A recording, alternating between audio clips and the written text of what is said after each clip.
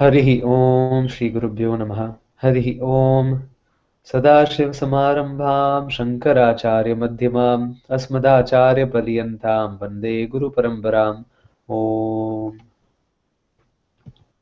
So I'll share my screen and Abhyuda, I can start reading. So we were here, and last time we covered a couple of topics. Actually, Unnati, my wife, she's gone to a Vedanta retreat in Lonavala, and she had made some nice notes that we can recap each week. But since she's not here, unfortunately, we can't really do a good recap. But we can just start reading from over here. Who is the first guru? Okay. So yeah, just one second. I'll lock my screen to the yeah. Okay. So should I start now? Yeah, please. Okay. Who is the first guru? The problem then is, who is the first guru? I answer that question by asking, who is the first father? When you tell me who the first father is, I will tell you who the first guru is. Either way, it is the same. Thus, if you say that the Lord, the Creator, is the Father, then he also must have a father, which means that he cannot be the Creator. Therefore, there is no father for the one whom you call the Lord. Someone claimed that the first father was a monkey, which is an inferential conclusion. You will find, however, that this monkey also had a father, who had a father, who had a father, until finally you give up. Because you're into infinite regression, you had better give up. Or you may decide that the first father was one who was not a son. He was only a father, one we call the Lord. Thus, if we assume that the first father is the Lord, then the first guru is not going to be different from the Lord. And from the Lord downward, there is a teacher-student lineage called Guru Shishya Parampara. The entire parampara is praised in the following verse. Sadashiva Samarambham Shankaracharya Madhyamam Asmadacharya Paryantam Vande Guru Paramparam. I salute the lineage of teachers, beginning with Shiva, the Lord, linked by Shankaracharya in the middle, and extending down to my own teacher. Thus, when you salute the teacher, your salutation goes to the Lord in whom the lineage has its beginning. To point out one of the links, Shankaracharya is mentioned as being the middle, meaning somewhere in the flow between the Lord and one's present teacher. The word middle having been used, there must also be an end. If the beginning is the Lord Shiva, meaning the Lord, one who is all fullness, all knowledge, and the middle is Shankaracharya, then who is the end? My teacher, Asmadacharya. Because I am here today, I know that there has been no break in the flow between the first father and myself. Similarly, since this knowledge is coming to me right now, I know it has been kept alive by one teacher giving it to another, and thus there has been no break between my teacher and the Lord. I salute this Guru Parampara.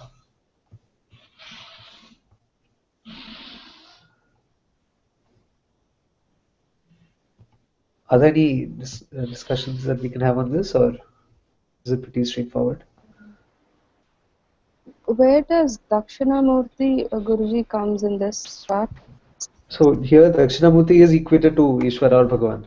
So if you, depending upon your parampara, again it's if you are a Vaishnava, then you will see that there's the first teacher is Vishnu, and then you have Brahma, and then the whole parampara goes down.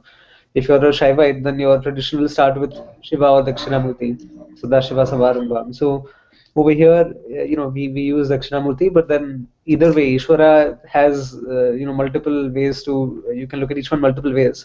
So Dakshinamurti is equivalent to Ishvara over here. And the reason we say this is that you cannot regress back infinitely, right? Ultimately, there has to be the first progenitor of knowledge where it came from. And so when the rishis, when they had the vision of the Vedas, when they saw the Vedas, we state that process as the Vedas having been revealed by Ishvara, because the knowledge has to come from somewhere. So that's why we begin with Dakshinamurti Bhagavan.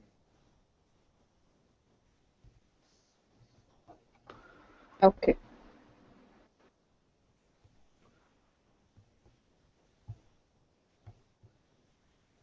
Who's next?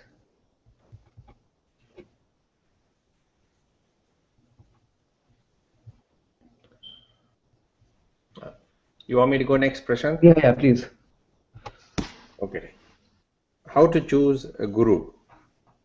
To choose a guru can also be a problem. Do you find the teacher with the longest or the whitest beard? So much is said by so many, everyone claiming to know the truth. Given all this confusion, first and foremost, I would say that the best teacher is the one who looks at the whole human problem as an error. If someone says you have a problem, then that person is going to manipulate you. If, however, the person says the problem that you seem to have is an error, then he or she is objective. And if the problem is real, no one will be able to resolve it. If the situation is factually real, how can it be changed? If I am really an inadequate and limited person, then there is no way of my solving the problem of inadequacy with or without help. The limited is always limited. But here there is no need to say, if I am a fraction of the whole, I will always be a fraction of the whole. If I am the whole, the conclusion that I am a fraction is an error, and the way out is to see myself in the proper light.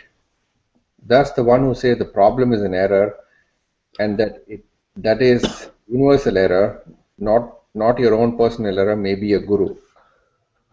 In order to know that I am the whole and therefore acceptable to myself, it is said, may one go to a teacher, Gurum Abhigachet. What kind of a teacher? The Veda itself says the teacher should be one who is well informed in this teaching and who is well rooted in this knowledge. One who is Shrotriya and a Brahmanishta. But how do I know whether someone is well informed or not? If I want to study higher mathematics and do research in topology, I need only find someone who has studied higher mathematics and specialized in topology. If I find a person who has published numerous credible papers on topology, I can assume he or she knows the subject matter. I can then decide to study with this person until he or she proves otherwise. In guru seeking, however, there is a problem because this knowledge, being spiritual knowledge, is different. How do you know the person has this knowledge and has undergone the discipline of learning unless you already know something of it yourself? The society should be informed enough for one to be able to find out whether a person knows or only pretends to know. The person could also be deluded, not pretending to know, but thinking he or she knows. Such people do not know what they do not know. Previously in Indian society, this was not a problem because everyone is supposed to become a sannyasi eventually. One did not start another life after retirement, but nowadays people plan their retirements early. Still, the best retirement plan to be ever conceived is sannyasa, which was meant to be the last stage of one's life. Having been married and so on, the time comes when you just walk out, not because of a quarrel or because you want to marry another person. Walking out is considered a part of married life and is appreciated both by husband and wife as its ultimate aim. At this stage, they have matured and are independent enough for a life of sannyasa. This kind of retirement plan requires no social security, only the maturity to walk out as a renunciate. Since the Indian society respects the sannyasa stage of life and the Veda enjoins it, naturally the basic needs of a sannyasi are taken care of by the society. Although some people postpone this stage of life, everyone is expected to become a sannyasi in the end. Very nice. So, this section was very important. Actually, all of them are, but particularly here it talks about who a guru is. And the verse is given in the Mundaka Upanishad, as you can see over here. So the guru should be a Shrotriyam Brahmanishta. So the first one may be more easier to understand and to even figure out, that who's a Shrotriya Brahmanishta, who's a Shrotriya Brahman, where the guru has studied the teachings of Shastra from a traditional parampara. He knows all the prakriyas that are involved in unfolding this teaching. And he belongs to an uninterrupted lineage, parampara, like our acharyas. But many times you might find some independent guy who comes out of the blue and just starts teaching. He says that he knows something, he's discovered something very profound. And Shankaracharya very unambiguously states in his Mundaka Bhashya that regardless of how many scriptures this person may have read or claims to read, if he's not a Sampradayak guru, then you should dismiss him as a fool. And those are strong words, but it is very true, because many times you'll encounter people who pretend to be gurus, and sometimes they don't even know that they aren't, but they may delude themselves into thinking that they are. So it's important to be cautious about these things. And India is no exception, because as many great acharyas you have in India, you also have a few of these. So that is an important distinction. Also, the guru should preferably, at least this is not something we can know for sure, but he should be a Brahmanistha as well. He should be well established in the knowledge of Brahman, so that he really means what he says. You know what I mean? So the Aham Brahmasmi is real for the person. It's not just a theoretical statement. But at least, at minimum, if the guru is a Brahma Kshotriya, that should get a good student started, for sure.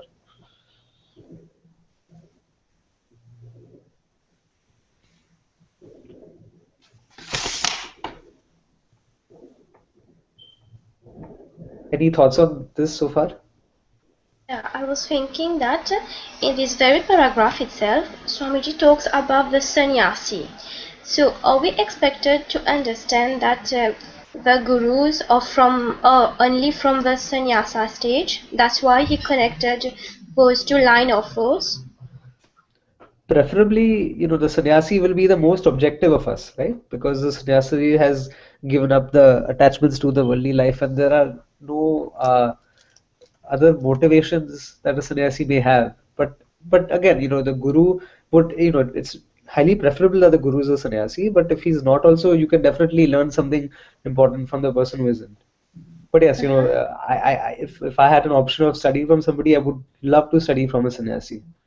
But at the same time, I would be very open to learning from other scholars as well, because there are so many scholars who are not sannyasis, and they can also be gurus, no doubt about it. Yeah. For example, we have this one Mani Dravid Shastrigal, who's there in he's Tamil, and he's a great scholar of the Vedas.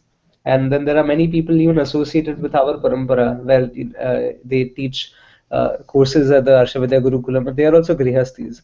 So one should not be close to it, but at the same time, if you have an option, then you can always learn from the experience of a sannyasi, because they have literally spent their entire life in this pursuit. And some sannyasis, there are different reasons one may take sannyasa. Some may be so established in the knowledge that there's nothing more to achieve. It's just a natural inclination that they have. It's a natural progression of that jnanam. It's something that just takes them to that sannyasahood. And then in some cases, a person may even choose to take sannyasa if they have the right sort of viveka and this passion towards life and towards the worldly objects. And they may take sannyasa to pursue higher studies in Shastra and to have that recluse and their mental repose, where they can just focus purely on knowledge as opposed to their other roles and obligations. So there is an advantage related there, but again, one should be open to learning from whoever knows. Yeah. But even if one is not learning from a sannyasi, the person should definitely belong to a parampara. It cannot be an independent person who just claims to be teaching based on some theoretical reading. That person should have a guru. So basically, the prerequisite here is that if you are studying from somebody, that person should have studied under another guru. And there's no, it's an infinite regression. So the guru should have a guru, should have a guru, should have a guru, and so on. Yeah. Okay.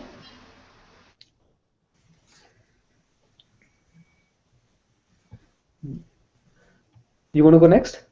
I think Yeah, you're next. Yeah. The guru as a renunciate. To be a sannyasi means that one already has the knowledge or is seeking it. Even as a householder, one is supposed to study in order to gain self-knowledge. Once a person becomes a sannyasi, he or she has no daily duties except studying and teaching. Thus, in every village you will find a few sannyasis coming and going, or permanently staying there, so that the society knows who knows what, just as we know who is a professor of mathematics and who is not. To do research in mathematics or electronics, we have no doubt about whom we should go to and which institution we should attend. There is therefore no problem in choosing a teacher for such knowledge in such a society, if you know exactly what you are seeking, and whether or not the person is recognized as having the knowledge. To that extent, you can know whether the person knows or not. However, if people do not know these things, then they are totally gullible, in spite of their expertise in other fields. For such people, anyone can pass as a guru. A person who has undergone this discipline of knowledge is a scholarly person and is called a Shrotriya. Therefore, a guru is a scholar, whereas a scholar need not be a guru. To be a guru, a committed pursuit is also necessary. One who is committed to this knowledge is called a Brahmanistha. Thus, this is an important point to understand. If the knowledge is used to gain security, the person is insecure. Moreover, because the knowledge is I am secure, the person doesn't really know anything about it and is therefore not qualified to teach it. Such a person is self-seeking and has no knowledge to give you. All that he or she can give is a collection of words for which you do not require a teacher. You need only a book and a dictionary. A teacher you require is one who employs these words and makes them meaningful. To do this, a teacher must necessarily be free from being insecure so that he or she is not seeking recognition or security. The proof of a teacher's knowledge is in the teaching methodology, in the person's communicative ability, and the content of what he or she communicates. Thus, you go to a teacher who is well informed in this teaching and one who is committed to it, one who has no other pursuit. And how should you go to a teacher? With an attitude that indicates you are ready to serve the teacher, meaning you are ready to do what is to be done in order to gain this knowledge because of your love for it. Nothing is too much and no distance is too far. This attitude is not damaging to you because you have chosen the right teacher. Hence, there is no question of the person exploiting you if he or she is a guru, true to the definition of the word guru. A guru exploits no one. Thus, whatever you can do, you will do. This is your attitude. Only then can the teaching begin. So once again, Pujya Swamiji explains what we were discussing earlier. Yeah. So it's clear, right? The guru should be committed. The person has to be secure himself so that he can teach what I am. Yes. Okay. And when the person knows it, there's more conviction behind the words as well. And that helps a lot, for sure. Yeah, and Swamiji said the proof of a teacher's knowledge is in the teaching methodology 1, in the person communicative ability and the content 3. Right.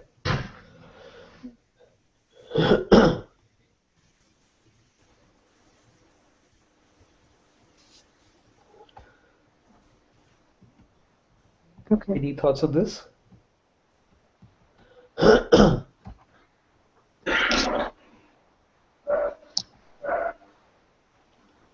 Which I see Shalini ji has joined. Do you want to go next? Is your mic working? I can try. Okay, so let's put you as 4, and then I see in the order that I'm displayed. All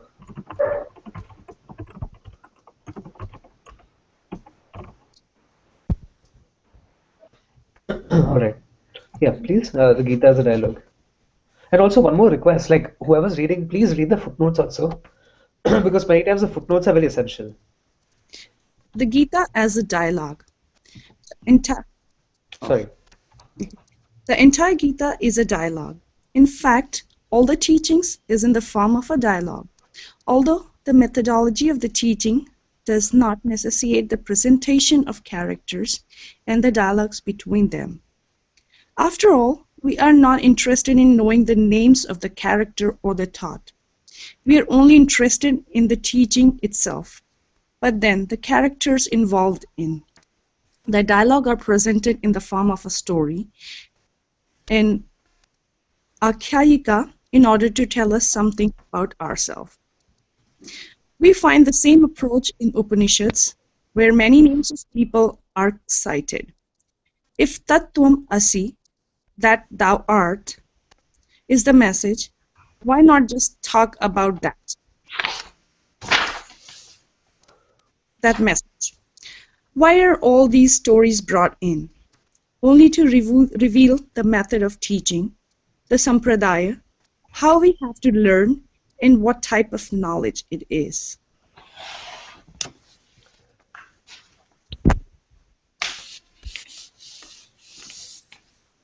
Yeah, see, this makes things more interesting also.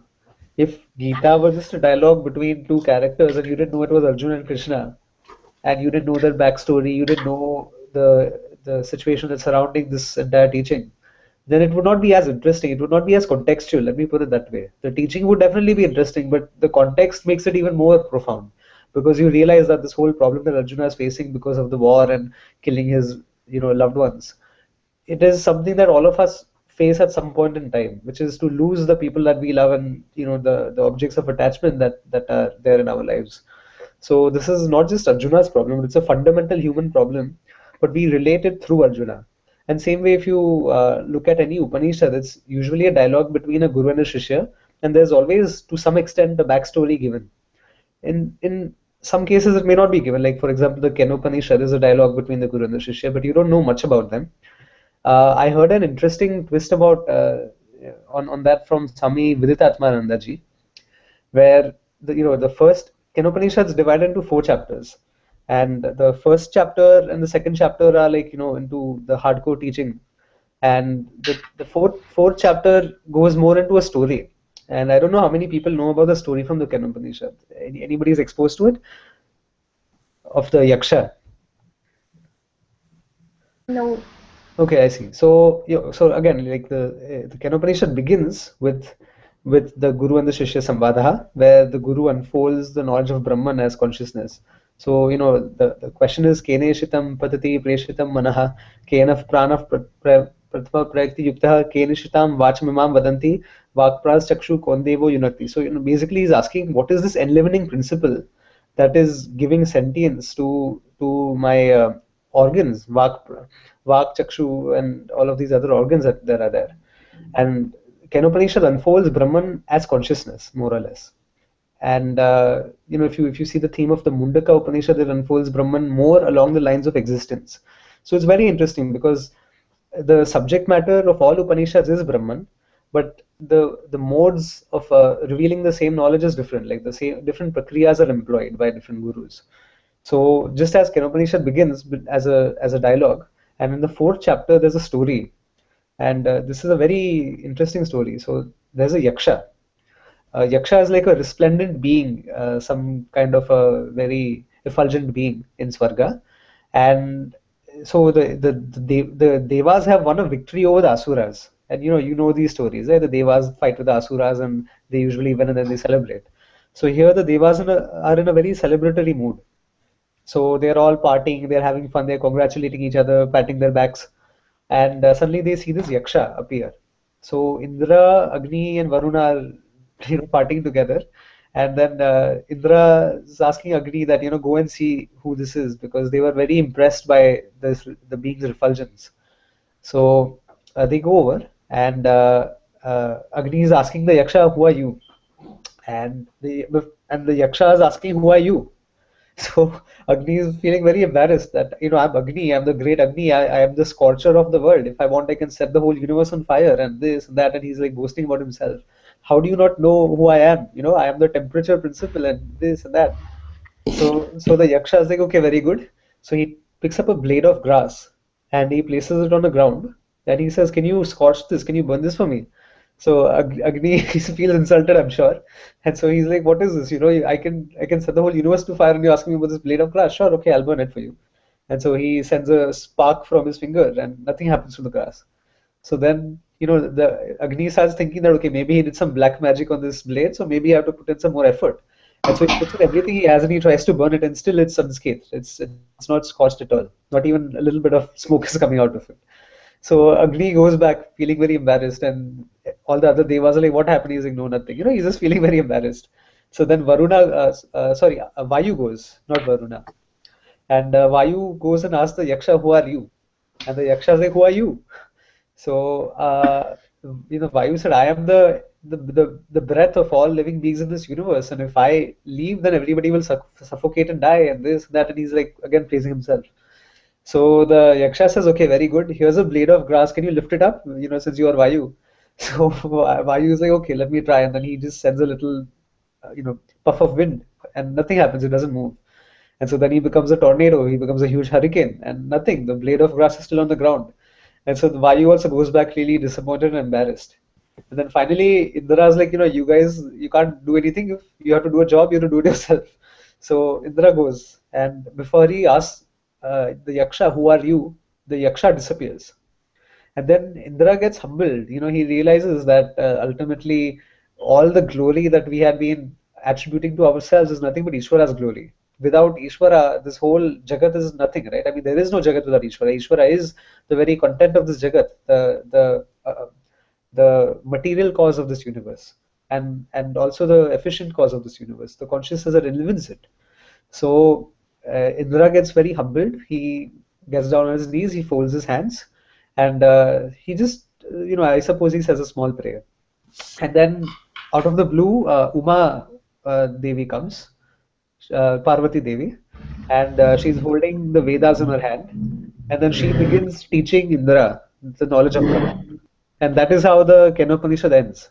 So, Swami Viditatmanda ji said something very interesting, that the ending of the Kenopanishad loops back into his beginning, because now the whole teaching of Kenopanishad is between the student and the teacher, but you don't know what their names are. And then in the end, you see that it's actually Indra who's learning from Parvati, and then again goes back to the first chapter. So that's really interesting. Anyway, I thought that's an aside. No, thank you very much. In fact, what we don't know here in our class with Swamini, we haven't done too much of Upanishad stories. The only time that she spoke about Upanishads when she was explaining types of sannyasa, and she gave the example of Yajna Valkya. Yeah. Yeah, that's just a passing thought. Yeah, that's another interesting story. So Yajnavalkya is from the Brihadaranyaka Upanishad, and the story begins, or at least that portion of the Upanishad is where Yajnavalkya has two wives, Maitreyi, and Katyayani, and he has reached that ripe age where you more or less decide to take sannyasa, because like Swamiji said in this Gītā over here, that everybody was expected to take sannyasa, and everybody did take sannyasa at that point when they reach a certain age. So in our tradition, it's a rule, and it's an obligation, it's a duty, it's a dharma that one should have the consent of the family members. You can't just leave people behind without their consent. So he has amassed sufficient amounts of wealth, and he has these farms and cows and whatnot. So he tells his wives that it's time for me to go, but you will be comfortable. Whatever you have, I leave behind, and you'll be happy. So Maitreyi is basically asking that, so this is going to give us happiness, right? Whatever you're leaving for us. He's like, yeah, it will. But then she's like, then why are you leaving? Because every human being pursues happiness, right? So, what? Can somebody mute their mic? I hear a lot of background noise.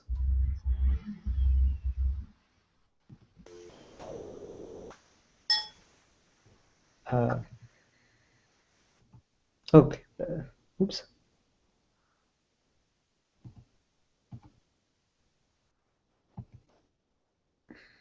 So, yeah. And so basically, Maitreyi is inquiring that if you are you going to pursue something that's going to give you greater joy? And he said, yes, I cannot lie to you. you know, what I'm about to pursue will give me far greater happiness. And then she, you know, requests that if she can also come along and take sannyasa. And so they both leave together for sannyasa, and then that's where the teaching of the dialogue between Yajnavalkya and his wife begin. And that comprises one of the most important parts of the Brihadaranyaka Upanishad. So thanks for bringing that up. No, it's okay. Thank you for the Yaksha story. That was also very interesting. Thanks. Yeah. They are really interesting stories. Didn't know about this. Yeah. And Upanishads are not that replete with stories. There are only a few stories there. It's mainly focused on the teaching. The story is only the backdrop, just as in the Gītā. The first chapter is kind of like the backdrop to the rest of the teaching. But the Puranas are primarily stories, and there's very little teaching in the Purana, but rather the story itself is a teaching. So, shall we read this one? Yeah. 4 types of dialogues. There are different types of dialogues. One is a discussion involving 2 or more people who are interested in finding out the facts about a certain subject matter. They are exploring. In this type of discussion, there is no teacher-student relationship. Each person is equally placed, even though one person may know a little more than the others about the subject matter. They are all interested in understanding. This kind of discussion among equals, any collective study among students, for example, is called Vada and is a naturally healthy and is a traditionally an important component of study. It is said that a student gains a quarter of his knowledge by such discussion. There are also 2 unhealthy types of dialogue that we should be aware of. One is the dialogue that takes place between 2 people who are already committed to different beliefs. Such a discussion is called jalpa, is governed purely by each person's wit. Any discussion between 2 fanatics falls into this category. Each of them is convinced that the other person is totally wrong and tries to win the other over to his or her particular belief, although there is no basis for this discussion. Suppose you have a belief and I have another belief. Your belief may be right and mine may be wrong. On the other hand, my belief may be right and yours may be wrong. Or both of us may be wrong. Both of us may be right also. How then can either of us insist that I alone am I right?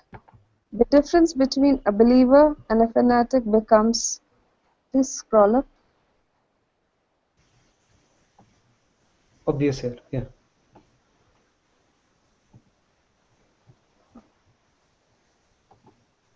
Becomes obvious here. Yeah. Okay, yeah. So here, you know, like again, we have the footnote.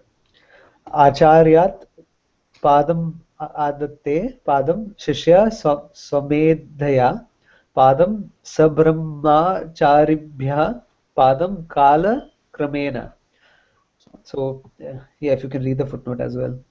A student obtains 1 quarter from the teacher, 1 quarter from his own intelligence, 1 quarter from the fellow students, and 1 quarter in time.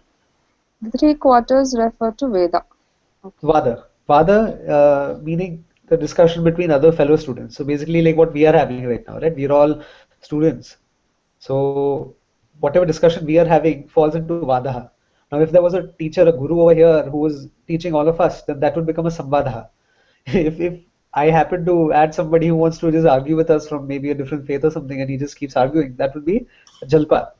And we'll see the, I guess, I don't know, is the 4th position talked about Vitanda, that is. I suppose it may come later.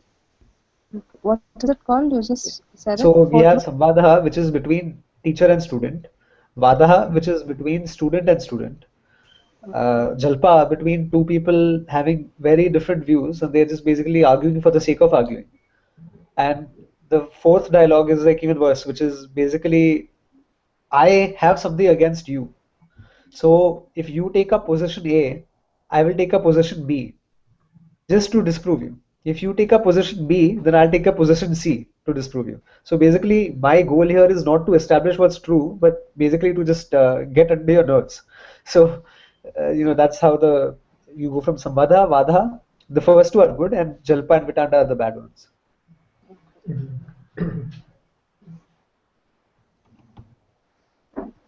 What is the fourth one you said, Prashantji? Vitanda. I'll type it out here. Okay. Yeah. The next page talks about it, I think, in the next section. Yeah. So Vada is between discussion between the two students of the same teaching, we can say, right? Yes. And Jalpa is between two different teachings. Yes. Okay. What is the one which is with regard to in time, Prashant? That is just something that you assimilate in time, and you come across different experiences which help strengthen your knowledge.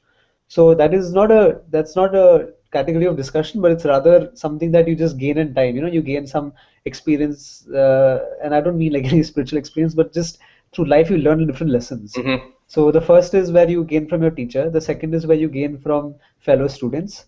The third is where you gain, what's the third quarter? Let me refer to that again. One through your own intelligence, and then the last you gain through time. So in time probably refers to your interactions with various people, or meeting people at other places, or visiting other places, etc., etc. Yes, it could refer to basically the variety of experiences which help strengthen your knowledge about something. So, for example, if something bad happens to me in life, then I can even glean something useful from it. I can learn something from it, right? Because as Pujya Swamiji says that there are no failures, there are only learning experiences. Right. And the only failure is where we fail to learn from our experiences. So, through life, you'll interact with different people, as you said. You'll interact with teachers, you'll interact with students, you'll even interact with people who will get under your nerves all the time. And there's still something to learn from that, because that may teach you to maybe not get into those kinds of discussions. It'll throw a red flag that, okay, if a person starts talking this way, then I should keep away. So experience is a great teacher in that sense. You can extract a lot of knowledge out of this experience. So this is very famous Subhashitam.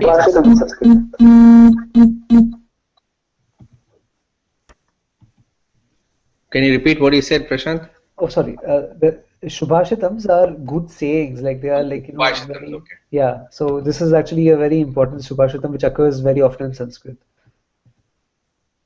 Okay. I think we have. Oh, I'm next, I guess. The importance of an open, inquiring mind. The difference between a scientist and a believer is also worthy of notice. One may adhere to a belief, but everyone must necessarily have a mind which is open to explore and know. That open, inquiring mind, the mind of a scientist, is an entirely different mind from that of a believer. We can and must respect the beliefs of others, but we cannot have a discussion based on such beliefs. Both of us may be wrong. A discussion between two people, both of whom are committed to certain beliefs, is purely a dialogue between two missionaries. It is better to respect the other person's belief and have a simple human relationship. Discussions are useless. All you can do is ask, what is your belief? Some people are curious. If you are curious, you can ask, but I myself would not ask because the other person is acceptable to me along with his or her beliefs. I need not know what they are. This is a healthy attitude to have toward a person. But any discussion, Jalpa, based on beliefs is useless. No one wins and no one loses. Each person always comes back with better arguments. Jalpa discussions, therefore, are useless, they have no value.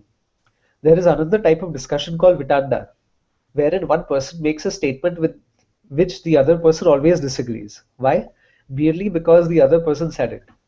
Due to jealousy or some other reason, one person always tries to prove the other person wrong. Such a discussion is also useless. A fourth type of discussion, one that concerns us here, is called Samvada, a discussion between a teacher and a student, Guru-Shishya Samvada.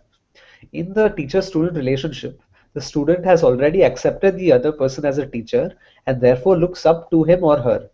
Although there is a dialogue between them, the attitude is entirely different. The discussion being based on the student's acceptance that I am a student and this person is my teacher. This attitude prevails until or unless the person thought to be a teacher proves to be otherwise. The moment you discover the person has nothing to teach, you can become friends. However, when you have to learn from someone, You look up to that person. If you do not understand what the teacher is saying, you give the benefit of the doubt to the teacher, even though he or she may sometimes appear to be contradictory, seeming to have said something previously that is not in harmony with what is being said now, as we will see in the Gītā.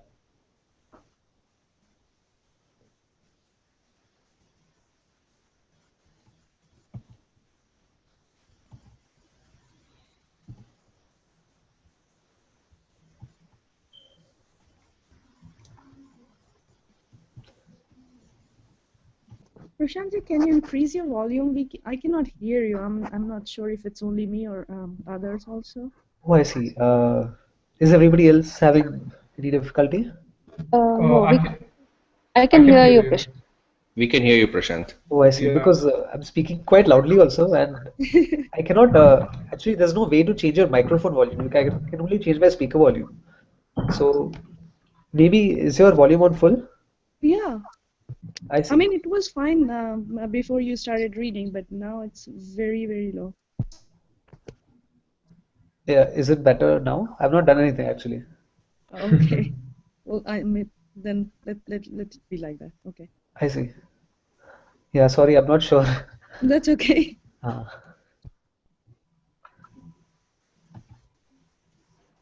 Abhideva, you want to go? Yeah. The next section, right? Yeah. Dialogue between teacher and student. In a Guru Shishya Samvada, the subject matter can be anything. Here, in the Gītā, the subject matter is Brahma Vidya and Yoga Shastra. In one word, Vedanta. The Guru is Bhagwan Krishna, referred to as Vasudev's son, and the student is Arjun, called Partha here because he is Pritha's son. He is also called Kaunteya, the son of Kunti. Arjuna has a number of other names, Dhananjay, Savyasachi, Gudakesha, and so on. But Arjuna is his popular name. Between Arjuna, the student, and Lord Krishna, the teacher, there is a discussion, and Gītā is the body of knowledge being taught. Therefore, the Gītā is called a Samvada.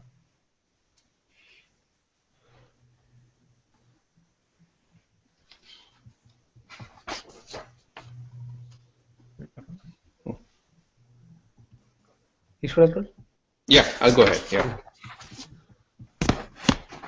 The previous section was a pretty interesting, nice section, especially the one that you read, the importance of an open and inquiring mind. So I was just assimilating that a little bit. So Yes, yesterday, on that thought, we were having a discussion with Sugaranji. Kamalji is over here, so he'll probably add something later if his mic is working. But he talked about Shraddha and what it really means. And Shraddha is having an open mind. If you approach any situation in life with a closed mind, then you will not benefit from it. So, I think Pujya Swamiji will give this example up ahead. That there's a patient who's undergone an eye surgery and he's never seen in his life. He's born blind. So the doctor unfolds all the bandages and says, "I'll open your eyes so that we can ensure that you can see."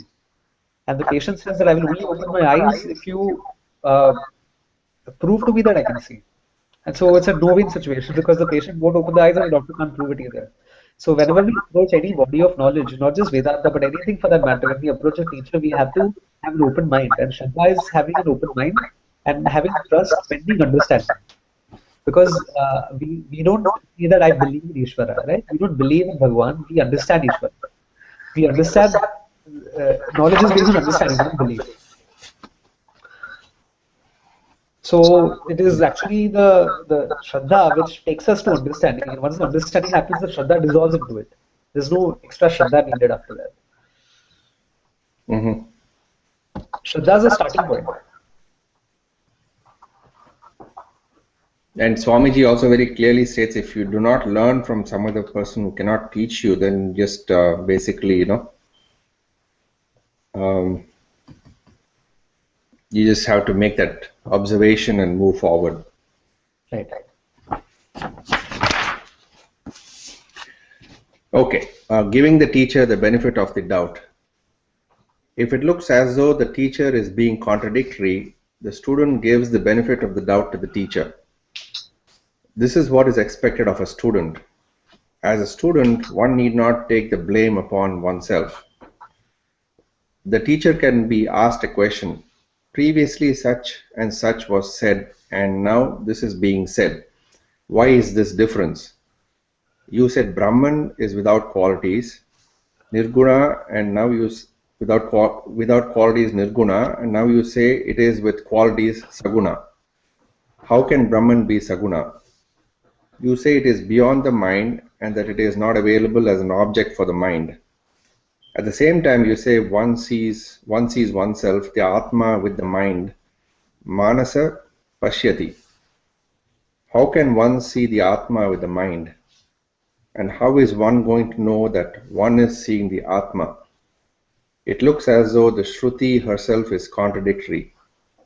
To say that Brahman cannot be objectified by the mind but has to be recognized by the mind seems to be a contradiction. But it is not a contradiction, it is perfect.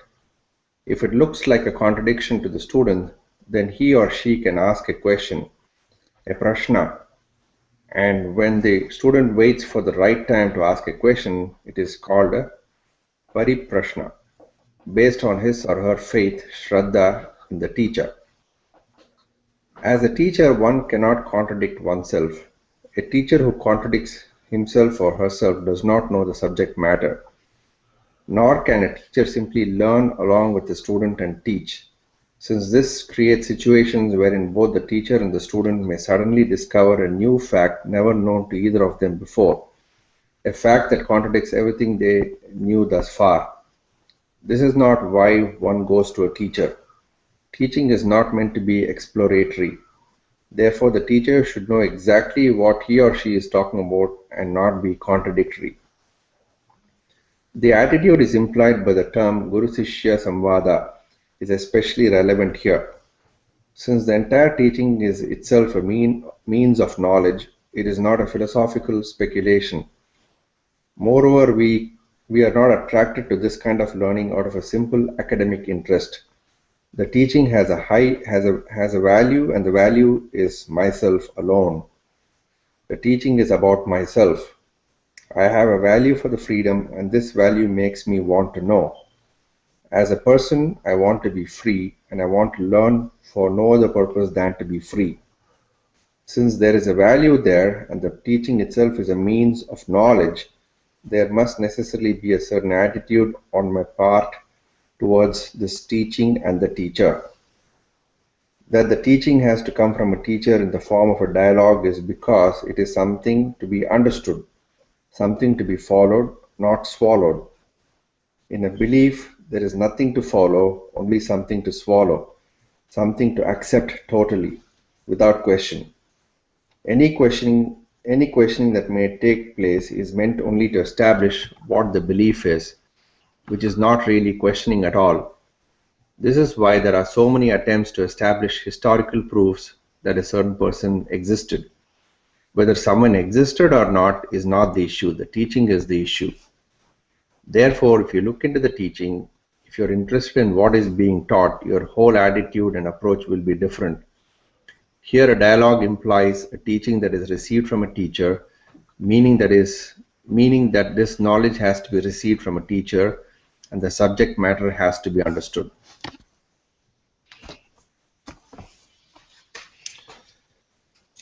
Wow, a lot of information in this section. Yeah, and here's the introduction.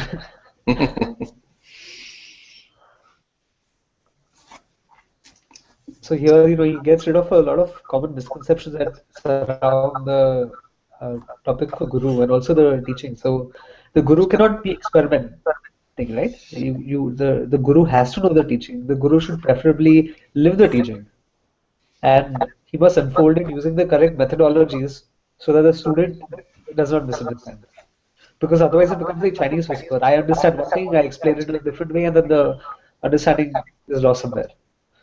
So also a lot of misconceptions are clear here. Like for example, it says over here, at the same time you say one sees oneself, the Atma with the mind. And this is very common amongst our Hindu traditions, unfortunately, that people believe that you can find the Atma in deep meditation. So all of these things are not sampradaya. The teaching itself is very modern, this kind of explanation. and it has mainly emerged around the 1920s when a lot of like gurus went to the US, and some foreigners got initiated into this transcendental meditation and this and that, and then it basically took over the world as far as the popular pop cultural notion of Vedas go.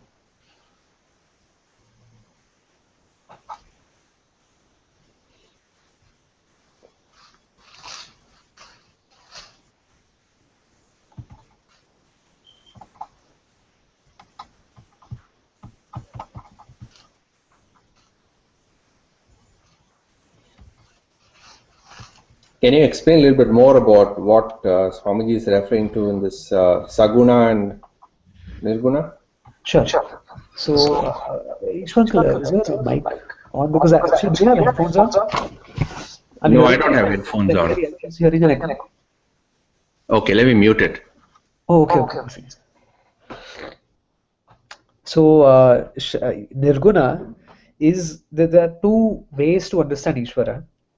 One is, when you look at the Nirguna Swarupa, that is the Swarupa, that's the actual fundamental nature of Bhagavan. That is the Tattvam. And that is simply Satyam Jnanam Anantam. The other is something that we call Tatastha Lakshana. Tatastha Lakshana are incidental attributes. They are not absolute attributes. So just to go a little bit into that subject, let's take the example of something that's absolute. I mean, in relative terms, but something that's absolute in relative terms. Let's just use a worldly example. I live in a certain place. My address is fixed, right? Unless I'm relocating somewhere, my address is pretty constant. When I open up a bank account, I have to give them my address, or I have to give them my social security number, or whatever. These things are more or less constant. So if a friend has to visit my home, I simply have to give my address. He'll punch it into the GPS, and then he can come, and then we can meet. So this is something that's more or less absolute, again on a mithya level. Now, suppose I'm driving with my friend, and I'm pointing him towards my house, right? And there's a crow sitting on top of there. So I say that, okay, all of these houses look identical, but do you see the one with the crow on top? That's where I live, so you should pull over there. So the next day when the person comes, I cannot say that, yeah, my house is still the same one with the crow on the top, right? Because the crow may have flown away. So the crow sitting on top of my house was an incidental attribute, which is called the Tatastha Lakshana. It's not something that's intrinsic. Same way, Ishvara, when we say Brahman, the Swarupa Lakshana of Brahman is Satyam Jnanam Anantam, or Satchitananda, whichever you want to term it as.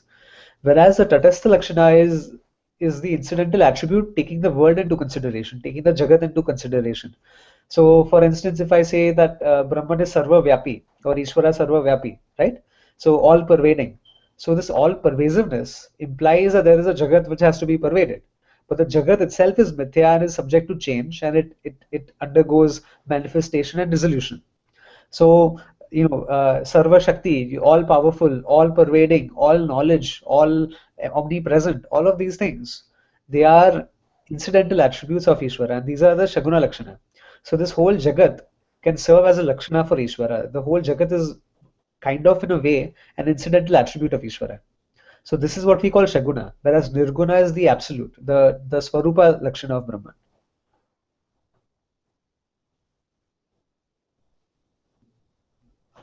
Okay, thank you. Thanks.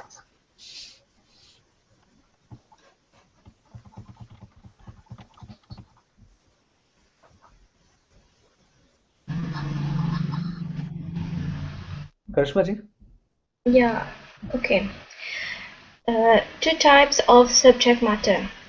There are two types of subject matter, Sadhya Vishaya and Siddha Vishaya.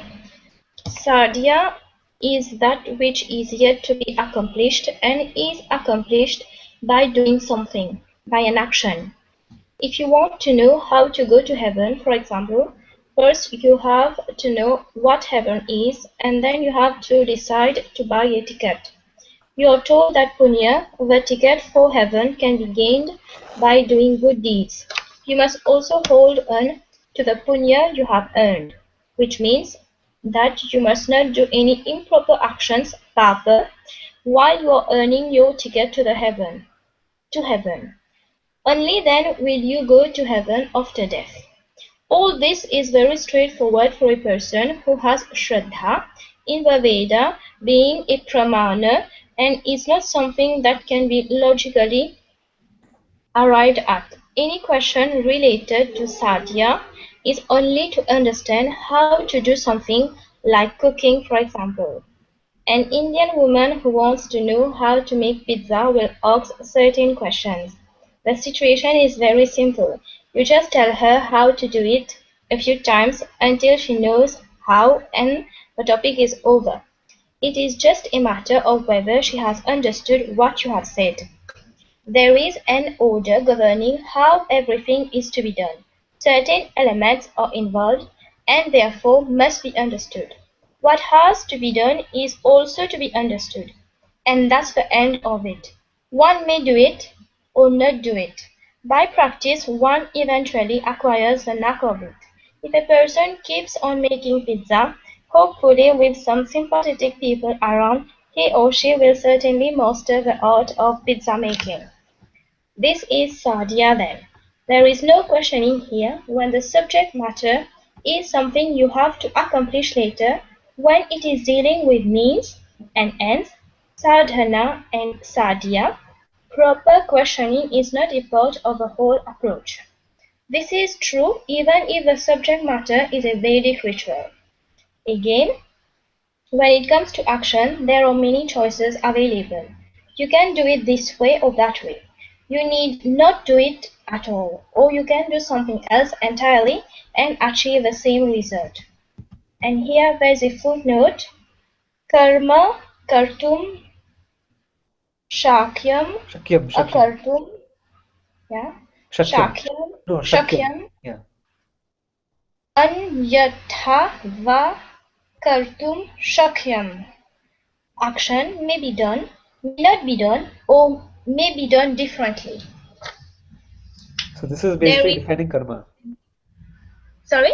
This is defining karma because in our tradition, even Yeah. inaction is an action, right? And probably I've not read the Gītā in detail. I've read a brief teaching of Pujya Swamiji, but uh, when Arjuna says, "I don't want to fight the war, I don't want to be part of this heinous action of killing people," Bhagavan also says that you even not fighting is doing something, right? You either do something or you don't do something, but even not doing is an action. So, for Yeah. example, if you let's say if you're passing by a lake and you see a person drowning, and if the person cannot swim and you can swim and you let the person drown and die, your inaction is actually going to earn a papam, right? Because you had the ability to save somebody's life and you let the person die. So over here, inaction will also earn karma phalam. And inaction is not really inaction, but it is action. And that's why it's defined as karma. So what is not done is also doing, because it's a choice to not do. Anything that's free will based is a choice, and that will give rise to a karma phala. And Swamini says that even lying down, laying down, sleeping is even a karma. Yes. Everything, whatever we do at any point in time is a karma as long as we are in our waking state. That is where we bind new karma. That's where we gain papam and punyam. But sleeping is not waking state. No, if you're sleeping, are you talking about deep sleep? Yeah, No, that is you don't perform any actions in deep sleep. That is simply that is comparable to an unmanifest state of the Jagat. But anything done in the waking state, like for example, if you talk about sleeping as in lying down, if I'm lying down in bed and I'm like just sitting there, that's an action for sure. But once I've entered deep sleep, then the subject, object, action, inaction, all of these dualities fall apart, and there is only the consciousness. So maybe she meant something different. You can confirm. yeah. I'll just try to find out when she comes back. Yeah, yeah. There's a small paragraph left. Okay. There is more than one way to go to heaven. There are 100 different ways, one of which one can choose. Why anyone would want to go is another matter. Thus, when a sadhya vishaya is involved, there can be choice. But this is not so with a siddha vishaya.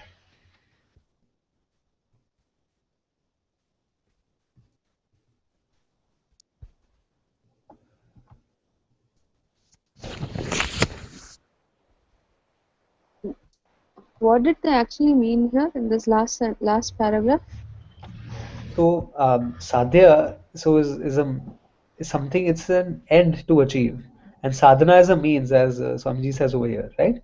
So, for example, if if you perform a Vedic ritual, there's a ritual like the Putra Kameshti Yagna, which you perform to bear a child. So here you have a choice over it. You can either do or you cannot do. It's a choice. The sadhya and the sadhana are connected. And the sadhana here is a ritual, whereas the sadhya is the goal to accomplish, which is like a childbirth. But something that is already accomplished, a siddha vishaya, siddha is something that's already done, it's already accomplished. There's no choice over there. So aham brahmasmi is not a thing which requires a sadhana. I am Brahman is not something that is to be accomplished. It's called praptasya praptihi. It's they put it in a way that it's accomplishing what is already accomplished. How can you accomplish what is already accomplished? And Pujya Swamiji often uses this example that if let's say if you have a head over your shoulders and you tell Ishvara, I want another head, Ishvara can give you 10 heads also, but they will not be over both your shoulders, right? You can have a head at the back of your head, you can have it on the top of your head, you can have it on one side or the other side or in the front, but you can't have two heads on both the shoulders. So what is already accomplished, Ishvara also cannot give you. You can pray for a billion years if you want, but what you are cannot be given to you. It is only something that you will understand in time through assimilating this knowledge. But aham brahmasmi, the knowledge of the self, is a siddha vishaya. It's not something that you have to go and accomplish. It is something that has to be well assimilated by us.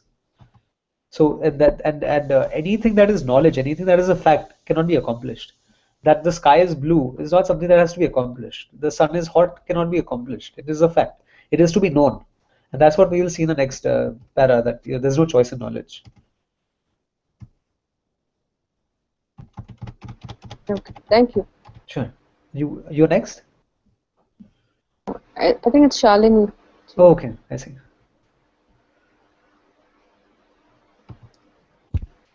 No choice in knowledge. There is no choice involved, however, when what is to be accomplished is already accomplished, siddha, but not understood. Unlike action, knowledge is not open to choice. It is always true to its object. For example, knowledge of an apple is always true to the object. Apple, even if I will it to be otherwise, nor do I have a choice in knowledge once the means of knowledge and the object of knowledge are aligned. If my eyes are open, and if they are not defective, and if the mind is not elsewhere, I will necessarily see what is in front of me. What choice do I have? To know an already accomplished fact requires proper questioning in order to remove whatever that may be blocking the knowledge from taking place. Why should you be denied the knowledge of yourself once it is unfolded? What exactly is the obstruction?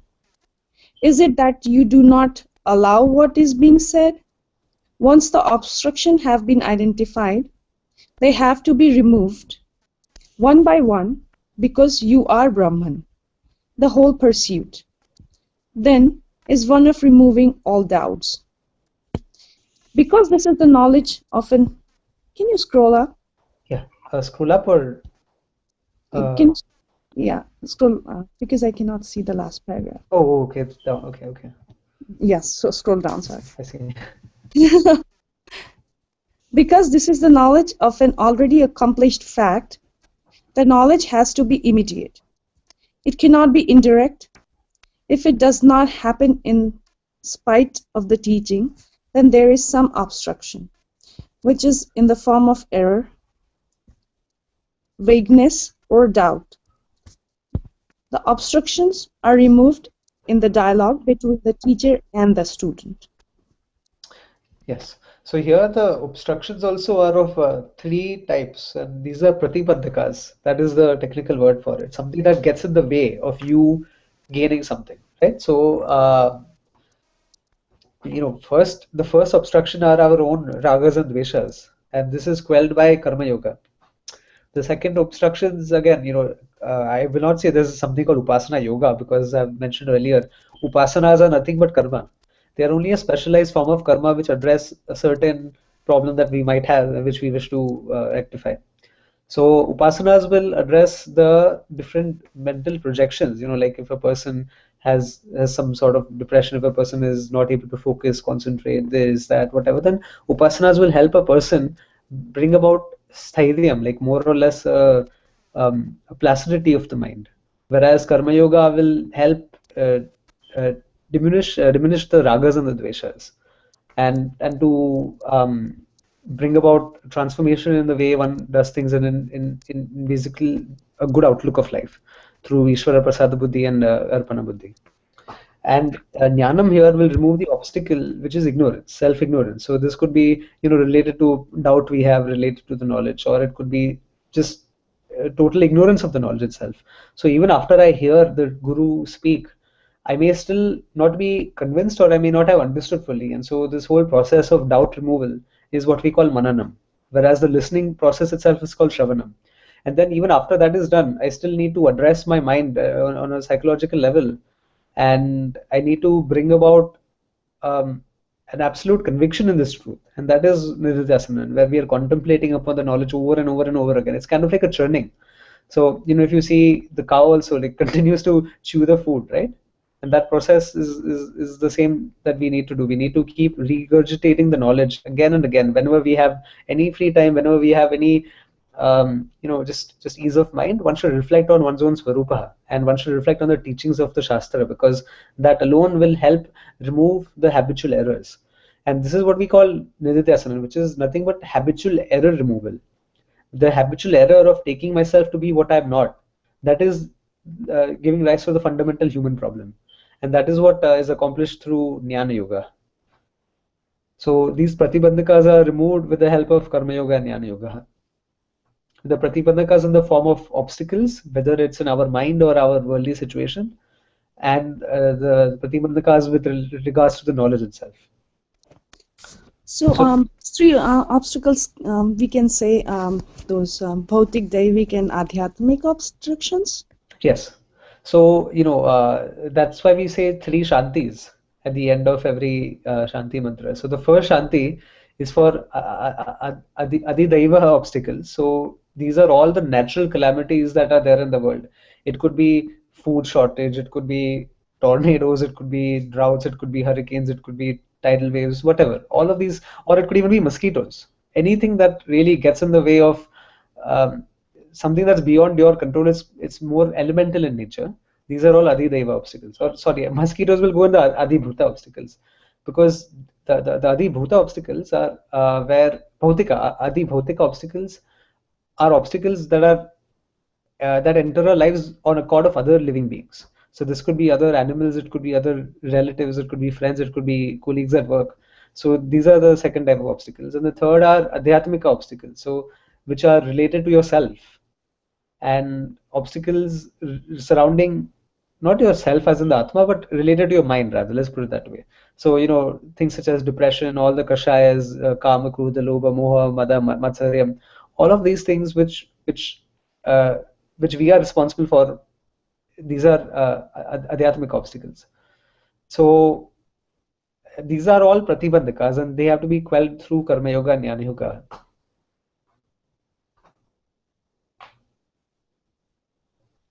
So the first shanti, each shanti that you chant is associated with one of these obstacles which help to quell it.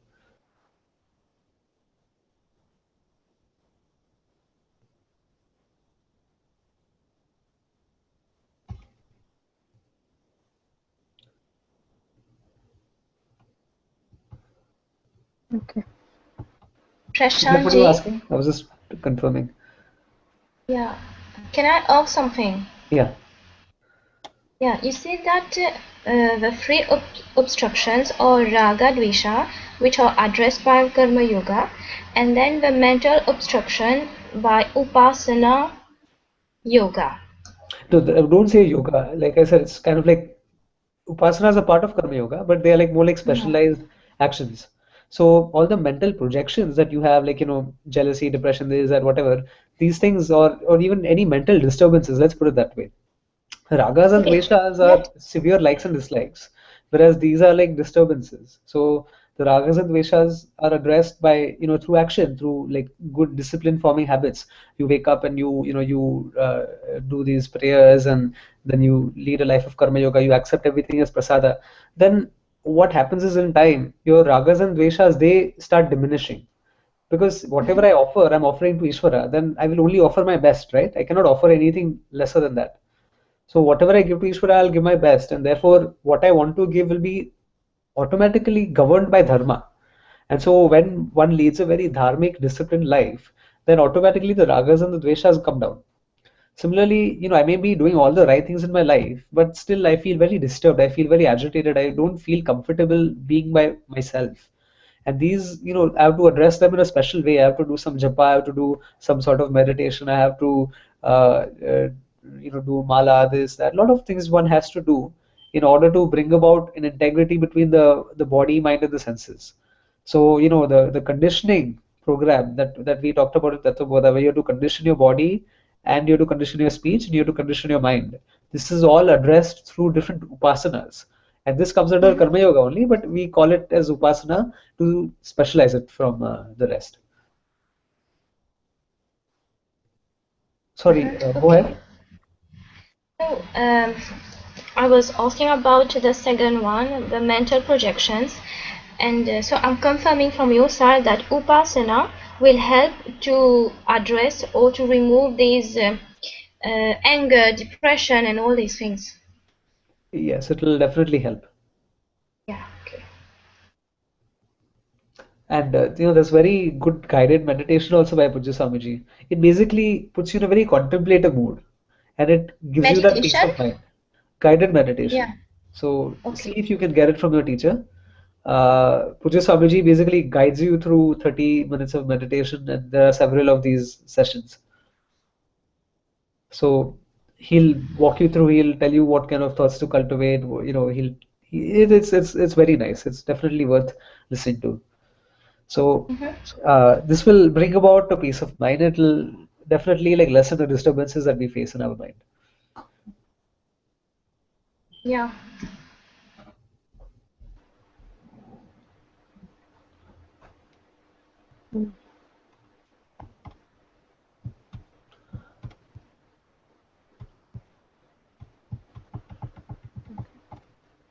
Yeah, go ahead. Significance of questioning. Where there is understanding involved, questioning is imperative. This does not mean that you should question all the time. What is meant is that a questioning mind is necessary because without questioning you can never gain clarity. Therefore, the teaching itself consists of number of questions. As teachers, we ourselves raise questions and keep answering them. If the student still has questions, he or she should ask those questions in order to know, since we are not dealing with simple belief here. And if we find that something is a belief, we can say, this is a belief, thereby ending the matter. We do not try to establish a belief beyond establishing that it is a belief. I'll just read this once again. We do not try to establish a belief beyond establishing that it is a belief. For example, the statement, "This is my mother," is a belief because there is no way of proving it. How do you know two babies were not switched? There may not be a lot of collaborative evidence, but still it is a belief. It is not direct perception. There are many beliefs and there is nothing wrong with beliefs, as long as we understand them as beliefs. However, there are many things we have to know and where we have to know. Can you scroll down?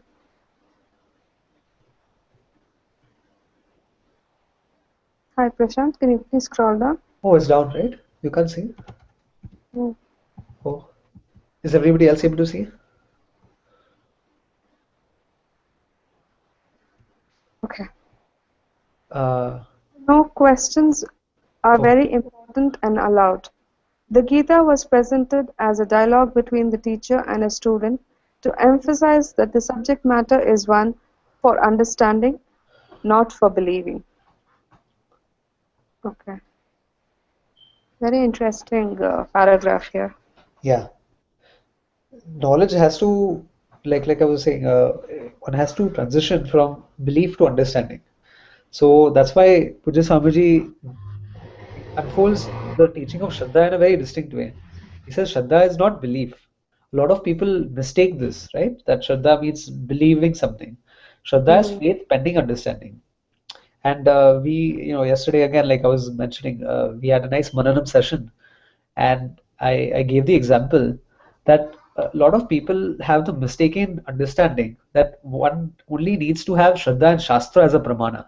So remember, we talked about the subject of pramana. You have the six pramanas, the pratyaksha pramana, the five, which are the five senses: anumanaha, arthapatti, anupalabdhi. Um, so this way, upama, and then you also have shastra, which is shruti pramana. All of the pramanas require shraddha, and this is something that people usually fail to understand. They feel that only the Vedas require shraddha. That I don't need to believe in my senses. Of course you do. When when you were growing up as a child, you developed shraddha in your senses through experiences, right? So, like if you show something to a little baby from a distance, the baby is going to look very confused, but only then the baby has to walk towards it. It has to grasp it with its hands to know that yes, this is real. What you showed me from far was real. It has to develop shraddha in its eyesight. It has to develop shraddha in the things it hears. So gradually over time, even right from early childhood, right from the time you're a little infant, you start developing shraddha in your senses as well. And then as you move forward, you take it for granted that, yeah, I was always born with this shraddha. It was not something I developed, because you don't think about it consciously. Same way, the Shastra will give you certain confirmations. As you, have Shraddha in it, it'll confirm that, yes, whatever I accepted so far with an open mind is true. And it's not a binary thing that you go from 0 to 100. There's a gradual progress where you see that slowly the Shraddha is turning into understanding. It's a very sublime gradual progress where there's not one day when you say that, oh, now I don't need Shraddha anymore, now I understand. No, slowly, through confirmation, through your own sadhanas, through your own understanding, through your own meticulous study, you will see that there is nothing to really believe in what the Vedas say or in what the Gita says. It's a matter of understanding, it's a matter of knowledge. But only when you approach it with an open mind can you actually reap the benefits of it. So Gita chapter 4 verse 38 says, nahi jnanena sadrusham. There's nothing more purifying than knowledge. And the very next verse says, Shraddhavan labte jnanam. The one who has Shraddha alone will benefit from this knowledge. Because let's say somebody presents a Gita to you, a copy of Pujya Swamiji's Gita, and you dismiss it right there and there that, oh, this is all mumbo jumbo. Who knows if Krishna existed? Who knows if these stories were real? I don't want to read it. You will lose. You are the loser over here. So, Shraddha is basically having an open mind and having trust pending understanding. Okay, thank you. Thanks. I guess we can do one more section. Commentaries on the Gita. Shankara says that he is writing this commentary on the Gita so that people could analyze and understand what the true meaning of the Gita Shastra is, although it had already been so elaborately commented upon by others. These earlier commentaries, no matter how definitive they were, sometimes differed from one another, and in some cases were even opposed to each other. Since these various works were confusing to those who did not have a clear understanding of the Shastra, Shankara decided to undertake this work in order to clarify what the Gita is actually saying. Since Shankara's time, there have been numerous commentaries and translations in various languages with varying degrees of clarity. None has matched Shankara's analysis of the Gita. His commentary is extremely cogent and consistent from the beginning to the end. For instance, whenever the topic of bhakti comes up, he discusses it in its proper context. Wherever Ishvara is mentioned, even though Lord Krishna uses the first person singular, Shankara makes it very clear that what was meant was the Lord, Ishvara, Paramatma. When the Gita is analyzed properly, the analysis must be rational. It should not go against reason. A commentary on the Gita should be keeping with the words and are there. It should honor all the rules of grammar and syntax. What was said before and what is said later should also be taken into account.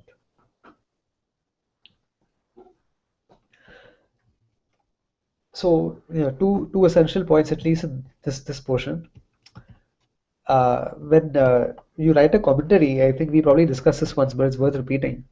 You have to do a pada analysis, you have to do a vakya analysis, and you have to do the tatparyam analysis.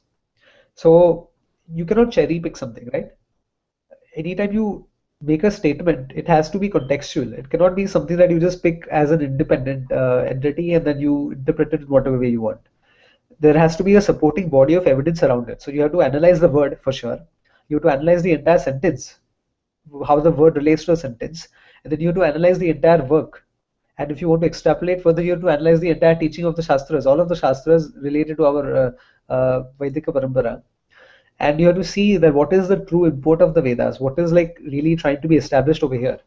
So if you see the Brahma Sutras, the import of Shastra as the main teaching of Shastra is Brahman. And that is what Ved Vyasa establishes for us through Brahma Sutra. Similarly, over here, when we read the Gītā, many times you come across statements where Krishna Bhagavan is referring to himself in the first person. And this is throwing everybody off routinely. Because this is where you have cult followings which have been created, where people look upon only Krishna as Ishvara, and then they say everybody else is false. Only Krishna as Bhagavan, while everybody else is a demigod, and they are like semi-gods, and they are like devatas, and this and that. So when you misinterpret a teaching and when you don't do the analysis of the entire work of the Gita as a whole, all these incongruous ideas come up.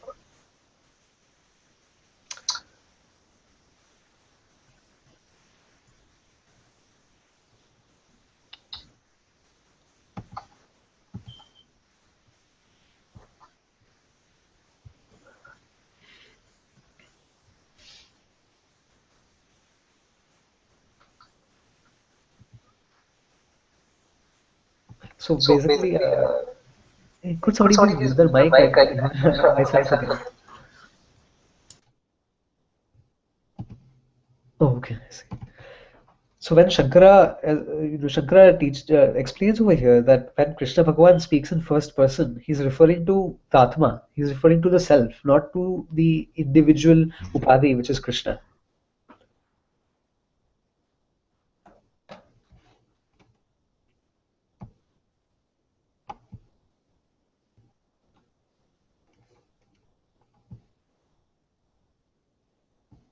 Shall we move to the next topic, or would you like to discuss something on this?